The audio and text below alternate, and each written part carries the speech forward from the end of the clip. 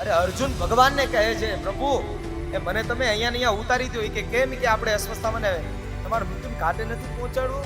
ત્યારે મહારાજ અસ્વસ્થામાની પાસે અત્યાર સુધી રથ હતો એટલા માટે આપણે રથ લીધો. એની પાસે હવે રથ નથી.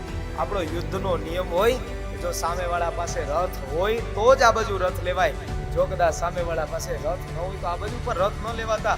પહેલાના સમયની અંદર યુદ્ધમાં ધર્મ હતો. અને આજે પૂજ્ય ભાઈશ્રી એવું કહે છે, સદગુરુ ભગવાન એવું કહે, આજના સમયમાં ધર્મમાં યુદ્ધ જોવા મળે છે. પહેલાના સમયમાં યુદ્ધમાં ધર્મ હતો. સામેવાળા પાસે શસ્ત્ર ન હોય આ બધું શસ્ત્ર ન લેવાય.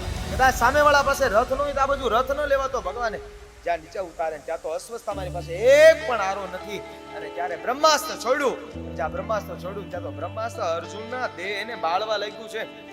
હે પ્રભુ, હવે આ હું કોને કહું? હે પ્રભુ, આ શું છે? અને ત્યારે કહેતા કહેતા ભગવાને કીધું કે આ બીજું કોઈ નહીં પણ આ અસ્વસ્થામાં છોડેલું બ્રહ્માસ્ત્ર છે. અરે તમને તો તમારા ગુરુ મહારાજની એવી કઈ કૃપા થઈ છે.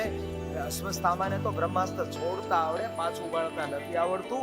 પણ તમને તો છોડતાય આવડે ને પાછું વાળતાય આવડે છે. તમે પણ છોડો, બ્રહ્માસ્ત્ર તમે છોડી દો. અને જ્યાં બ્રહ્માસ્ત્ર છોડવાનું જ્યાં કહ્યું ત્યારે બ્રહ્માસ્ત્ર છોડે. અસ્વસ્થામાનું બ્રહ્માસ્ત્ર નાશ પામ્યું.